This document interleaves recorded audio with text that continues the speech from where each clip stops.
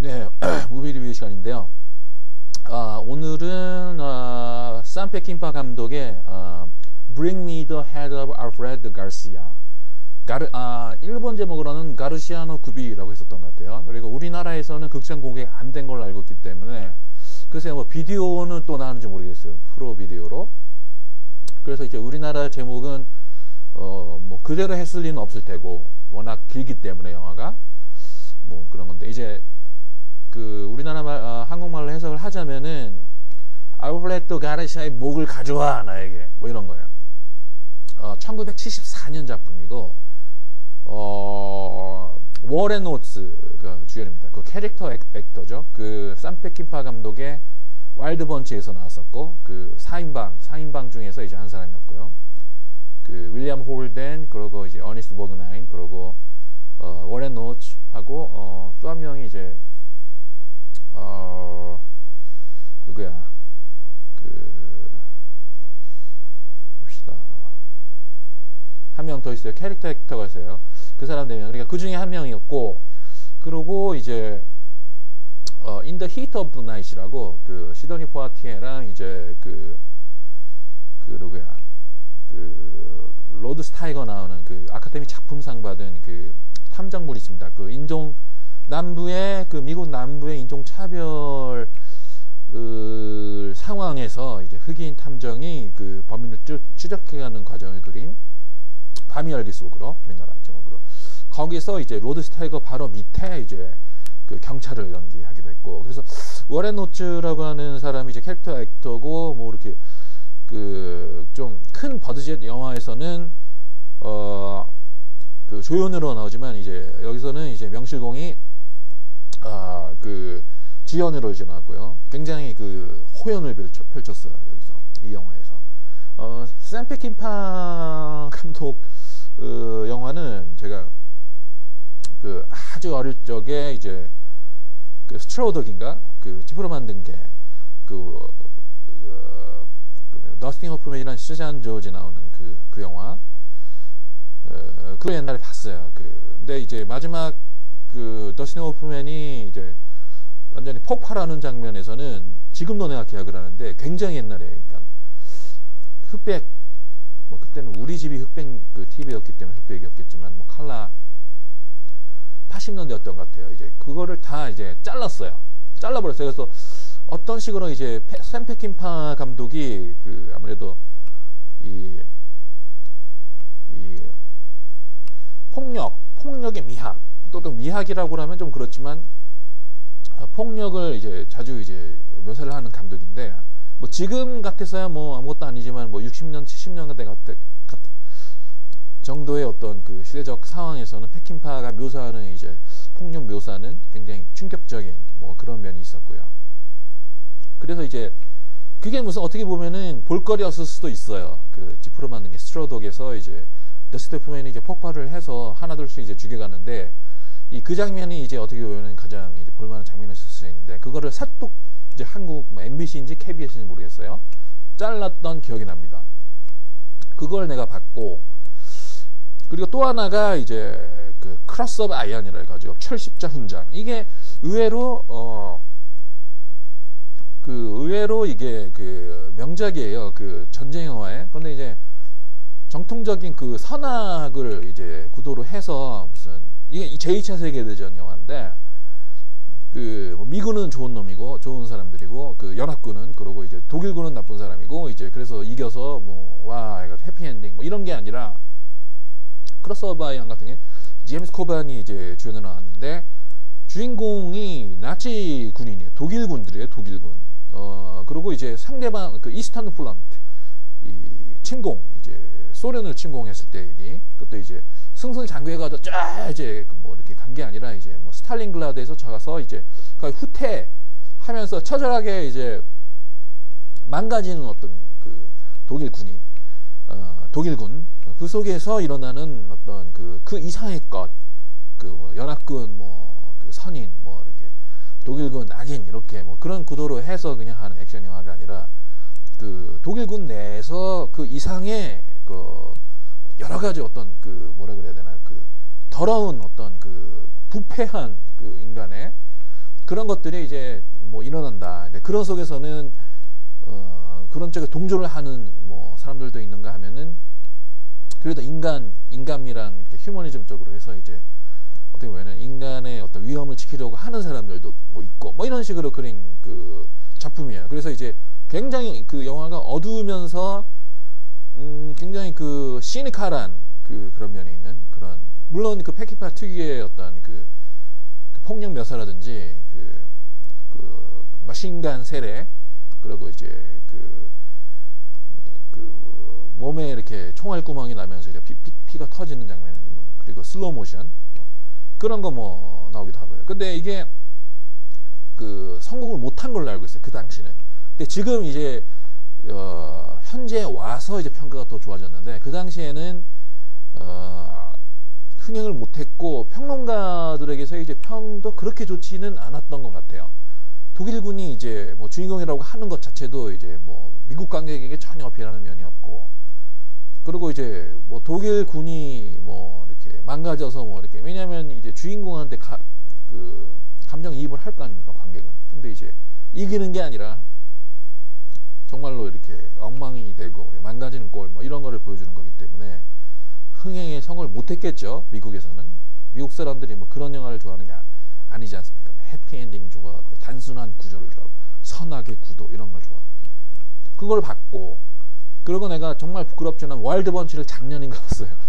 뭐 어떤 영화인지 뭐 그런 뭐 그 인포메이션은 뭐 이렇게 너무나 많이 들어서 뭐 거의 뭐 다른 사람들을 얘기를 하면은 뭐 이렇게 아는 영화를 본 것처럼 뭐 얘기하기도 했는데 봤습니다. 그거 빼고는 지금 그 위키피디아 봐서 필모그래피를 보고 있는데 본 건 없어요. 그래서 이번에 샘 페킨파의 이제 네 번째 작품이에요. 제가 본 게. 이 영화는 다른 영화는 잘 모르겠어요. 한번 봐볼까요? 와일드 번치 같은 경우에는 맞네요. 와일드 번치가 이제 오리지널 스크린 플레이예요. 샘 페킨파의. 근데 이제 Bring Me the Head of Alfredo Garcia 이것도 이제 샘 페킨퍼의 그 오리지널 스크린 플레이고 이제 물론 공작을 한 사람이 있고요. 골던 다우슨 뭐 누군지 잘 모르겠지만 그러고 이제 그 잠깐 그 DVD의 그 설명을 이렇게 보니까 이게 어떤 그 제작자라든지 외부 압력 없이 가장 순수하게 자기 의대대로 만들 수 있었던 작품이다. 가장 그렇게 만들 수 있었던 작품이다. 이렇게 얘기를 하는 거예요. 그 얘기는 어떻게 보면은 그 저예산이라고 말할 수 있거든요. 예를 들어서 돈이 많이 들고 그런 대작을 만든다라고 하면 당연히 그 돈이 있어야 되고 투자자들을 찾아야 될 거 아닙니까? 그리고 또 뭐 그래서 이제 제작자가 커질 것이고요. 그 정도 투자하고 돈을 모을 수 있을 만한 제작자. 이제 그 정도로 돈을 투자했으면 그것을 이렇게 뽑아내야 되기 때문에 간단히 뭐 이렇게 자기가 작가만은 될 수가 없다라고 하는 것이거든. 감독이. 이게 비즈니스 아닙니까? 이렇게 영화가. 가장 어떻게 보면은 그 예술의 장르에 들면서도 예술의 장르에 드는 매체이면서도 가장 대중적인 그리고 대중의 어떤 그 피드백을 바라지 않고는 존속할 수 없는 어떤 그런 것이 이제 영화인데 근데 이제 Bring Me the Alfred Garcia 같은 경우에는 이제 제가 보기에도 돈은 진짜 안 들었구나 정말로 이제 그 DVD 패키지를 보니까 뭐 그런 영화다라고 하니까 이제 돈을 적게 들이면서도 한번 자기가 만들고 싶은 영화를 만들어야 되겠다라는 생각에서 만든 작품인 것 같아요. 제가 보기에는 그 줄거리는 간단하게 이렇게 얘기를 하고요. 그리고 이제 보셔야 돼요. 저는 뭐 이렇게 보기 전에 사람들에게 뭐 이렇게 난 봤다 이렇다 뭐 이렇게 얘기할 하고 싶진 않고 이 무비 리뷰가 사람을 궁금하게 만들고 그 사람들에게 이제 보고 싶어하게 만들었으면 좋겠어요. 제 얘기가. 그래서 이제 이거는 조금 내가 칭찬할 면이라든지 내가 조금 높게 평가하는 면이 있어요. 그 어떤 작품의 재미란 작품성 이거 플러스해서 물론 재밌게 봤어요. 재밌게 봤고 조금 내가 마음에 안 드는 면도 좀 있었지만은 좀 칭찬할 면이 좀 있습니다. 분명히 그걸 또 말씀드릴게요. 그 스토리는 어떻게 보면은 어떤 멕시코에 어떻게 보면은 제가 보기에는 뭐 랜드 바론이라고 그렇게 되어 있더라고요. 다른 뭐라 해야 되나? 미국의 영화평 이런 거 보니까 랜드 바론이라는, 그러니까 농장주 뭐 이런 건 아닌 것 같고, 왜냐면 그 사람이 많은 총을 들고 있는 거의 어떻게 보면은 파라밀리타 같은 이렇게 부하들을 이렇게 거느리고 있고, 그리고 이제 그 주위에는 또 이렇게 앵글로계, 그러니까 미국 사람들, 그런 갱, 이런 사람들도 주위에 맴드는 거 보니까 그냥 랜드 바론, 그러니까 농장주 정도가 아니라 어떻게 보면 갓파더라든지 뭐가 마약 밀매라든지 마약 어떤 재배를 한다는 뭐 그런 어떤 갓파더 이런 사람인 것 같아요. 그리고 큰 손, 어떻게 보면은 맥주의 큰 손의 딸이 허락도 없이 어떤 양아치 같은 남자를 만나서 임신이 돼버렸어요. 멕시코가 좀 카톨릭이고 해서 보수적이잖아요. 보수적이죠. 그래서 이 남자가 돈도 있고 이렇게 하니까 너무가 화났기 때문에 그 남자 목을 베서 나한테 가져와라 이렇게 명령을 한 거예요. 주위에 있는 사람한테. 그러니까 주위에 맴도는 여러 사람들이 그 소식을 듣고 달려드는 거죠. 그것에. 그래서 그 중에 이제 미국계의 어떤 갱 같아요. 제가 보기에는 그냥 보통 사람들은 아닌 것 같고, 좀 갱 이런 사람들도 활동을 벌이는데, 이제 자기가 이제 그 사람들을 찾는 거 이렇게 한계를 느꼈기 때문에 돈을 어느 정도 줄 테니까 이렇게 부탁을 했어요. 물론 부탁을 한 부탁을 받은 그 사람은 적은 돈을 받겠죠.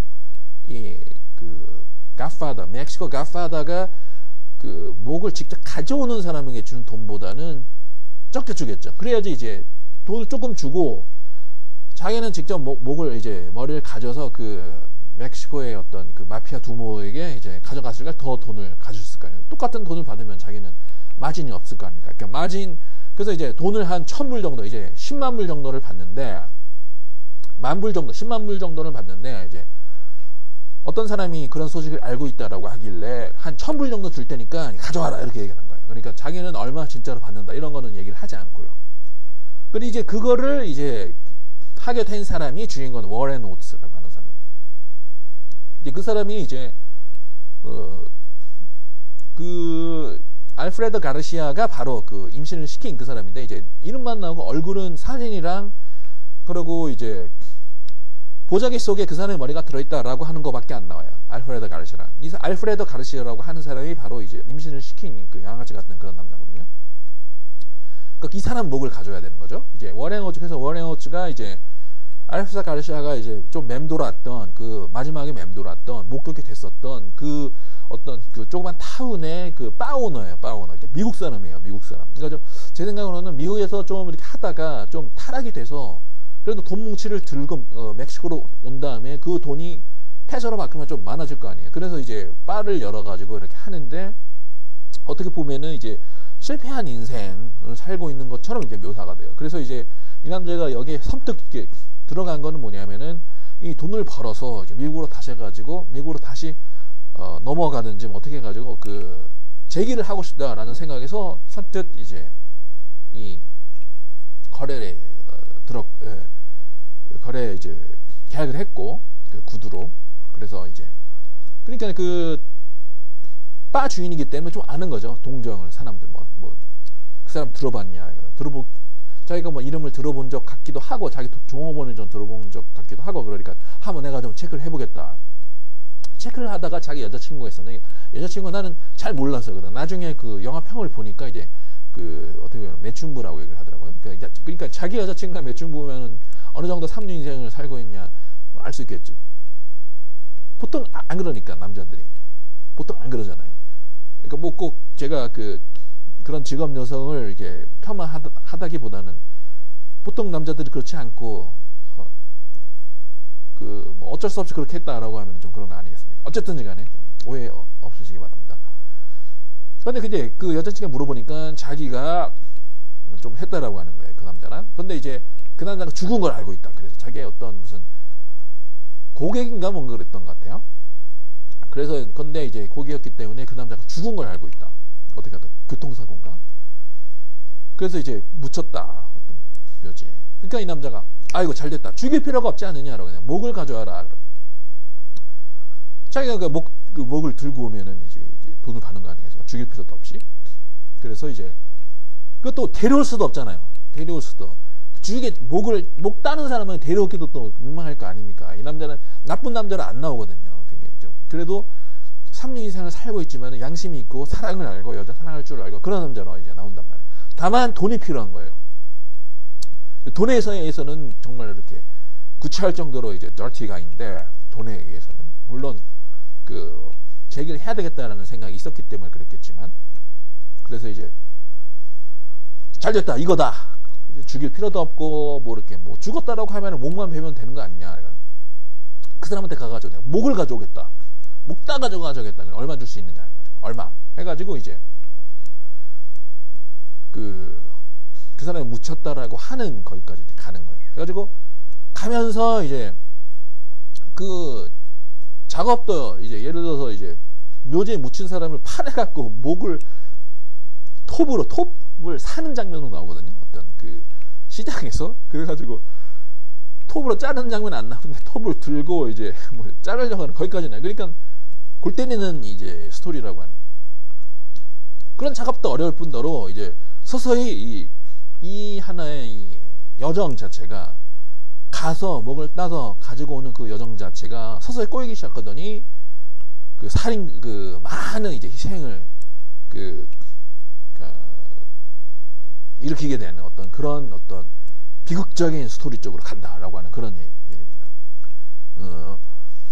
그래서 이제 그런 어떤 그 상황 자체도 재밌지 않습니까? 어떻게 보면 그런 어떤 이 스토리를 굳이 얘기를 안 하더라도 이렇게 해서 목을 따려고 이제 출발을 했다라고 하는 것 자체도 골 때리잖아요. 그런 작업 자체가 서서히 꼬이기 시작한다라고 하는 것도 우리를 궁금하게 만든다라고. 왜냐면 이 소식이라고 하는 거를 이 사람들만 들은 것이 아니라 그런 소문이 들었기 때문에 이 목을 원하는 사람들이 많거든요. 그런 쟁탈전 같은 게 벌어진다라고 하는 거예요. 그리고 이제 목을 따는 거 그것을 몰래 해야 되는 그걸 들켜버려요. 그래가지고 거기 마을 사람들이 쫓아오는 뭐 이런 것도 생기고요. 그래서 이제 그때부터 이제 뭐 이렇게 점점 이제 얘기가 이제 비극적으로 가지만 이제 관객들은 흥미로워지는 거죠. 뭐가 일어날 것인가, 누가 희생될 것인가, 어떻게 이 상황을 주인공이 헤쳐나갈 수 있을 것인가 이런 식으로 가는 거예요. 재밌게 봤어요. 제가 재밌게 봤어요. 그런대로. 근데 조금 마이너스 되는 부분은 재밌는 부분은 굉장히 재밌고 조금 아니지 않느냐라고 하는 건 좀 그게 폭이 좀 이제 컨스탄트하게 이제 계속해서 이제 하는 게 아니라 굉장히 좋고 재밌는 장면 조금 떨어지는 이런 그런 게 폭이 좀 크다라고 하는 게 조금 마이너스 되는 점이고 또 하나 마이너스 되는 점은 마지막에 이제 워렌 오츠가 난 약간 더 이 남자를 좀 더러운 너티가이로 그렸으면 좋았을 텐데 마지막에는 어떤 돈을 넘어선 어떤 그런 분노, 그러니까 그 사이에 자기 애인이 죽습니다. 애인이 죽고 돈을 넘어선 분노 쪽으로 이제 동기가 발휘를 해서 이제 좀 싸움을 걸거든요. 어떤 거기 있는 갱들에게. 네, 그런 장면은 난 그렇게 좀 이렇게 이 남자를 정의파로 그릴 필요가 있었을까 난 그렇게 생각을 해요. 아예 좀 더 약간 복잡한 인물로 물론 사랑도 알고 뭐 이렇게 정의감도 있고 하지만은 돈에 들어가면은 어쩔 수 없이 자기는 무너지고 만다라는 식의 어떤 약간 더 복잡한 인물로 그렸으면 좋지 않겠느냐라는 생각도 들었는데 그렇게 좀 못 그렸다라고 하는 게 좀 불만이었어요. 또 가장 제가 이렇게 얘기하고 싶은 게 하나가 있어요. 이제 그게 이제 지금 무비리블 한 어떻게 보면 이 작품을 이렇게 선택한 이유인데 그게 뭐냐면은 오리지널 스크린 플레이라고 하는 거 그런 거를 이제 많은 한국 젊은 각본가를 이제 자기는 영화 예를 들어서 이렇게 퀸틴 타란티노처럼 이제 각본도 만들고 영화도 만드는 이제 작가가 되고 싶다라든지 그런 이제 작가 감독이 되고 싶다든지 이제 각본가가 되고 싶다 이런 사람들이 있을 거 아닙니까? 이제 그런 사람들은 이제 오리지널 스크린 플레이를 이렇게 만들게 되는데 이제 물론 이제 소설 이런 데에서 이제 뭐 이렇게 아이디어를 따왔다든지 그대로 스토리를 따와가지고 영화를 만드는 케이스도 있지 않습니까? 이제 그거는 좀 틀리다고 난 보거든요. 이제 오리지널 스크린플레이랑 이제 그런 걸 각색을 해서 가졌을 경우라, 우선 어떤 게 틀리냐면은 이제 소설 같은 걸 이제 영화화 했을 경우에는 조금 이해하기 힘든 면이 굉장히 많아요. 왜냐면 소설이라고 하는 거는 글로 이제 다 풀잖아요. 그런데 그것을 화면으로 이제 보여줘야 된다라고 하는 거란 말이에요. 그러니까 이제 글로 철저하게 설명할 수 있는 부분이라고 하는 거를 그 비주얼하게 설명하지 못하는 부분이 있어서 좀 이해하기 힘들고, 약간 좀 더 머리를 요하게끔 만드는 그런 영화들이 많아요. 그래가지고 조금 이해를 못하기 때문에 소설 한번 읽어봐야 되겠다, 그런 느낌이 들 때가 있어요. 그래서 영화가 좀 이해하기 어렵다라든지, 이게 무슨 얘기지? 왜 그렇게 됐지? 라는 식의 어떤 느낌이 받았다라고 하면은 보통 소설을 영화화했다라고 생각하는데요. 오리지널 스크린플레이에서 그런 경우가 나는 경우는 거의 없다고 나는 봅니다. 정말로. 그 두 번째가, 오리지널 스크린플레이를 만들었을 경우 어떻게 해야지 성공할 수 있는가라고 하는 건데, 오리지널 스크린플레이라고 하면은 어떻게 보면 이제 지금 생각나는 게 뭐냐면은, 난 굉장히 조금 이렇게 비슷함을 느꼈어요. 뭐에서 비슷함을 느꼈냐면은, 이 Bring Me the Head of Alfred Garcia, 이게 샘 페킨파의 각본이거든요. 이거랑 얼마 전에 뉴비 리뷰를 해드린 이제 코엔 형제의 파고, 이게 두 개가 굉장히 비슷하거든요, 영화가. 그러니까 이 두 개가 일단은 평가를 받는 작품이기 때문에 연출력도 좋아야 되겠지만 각본이 좋았다라고 하는 거거든요. 그리고 이제 파고 같은 경우는 오리지널 스크린플레이 그 상도 받았고요. 제 생각은 몇 가지는, 제 생각은 뭐냐면, 각본이 좋으려면은 그 스토리 있잖아요. 스토리 자체를 처음부터 끝까지 얘기를 안 하더라도 이 스토리가 기반이 되는 어떤 아이디어 있잖아요. 그러니까 예를 들어서 알프레드 가시아 같은 경우는 이렇게 해서 목을 따오게끔 됐다라든지,